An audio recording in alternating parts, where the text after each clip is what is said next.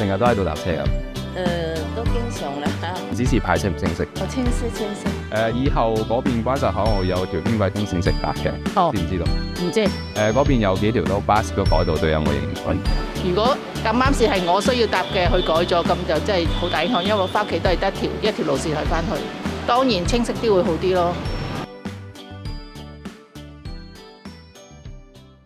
現時咧，隨住輕軌東線站點咧，同埋呢一個連通關閘邊檢大樓嘅呢一個通道嘅工程推進，喺本月嘅24號，因應翻呢一個工程，關閘道咧有多條嘅巴士路線咧就開始已經變滿咗呢一個站點，亦都係為咗後續呢一個工程嘅開展做更加充分嘅一個準備。現時據居民反映都係清晰嘅，而且咧都係比較便捷嘅，因為其實改變嘅路線咧唔係特別多，涉及到有4條，無論係遊客又好，居民又好，可能佢都需要有一段適應嘅時間。咁咧，亦都因應翻依家就嚟到春節啦。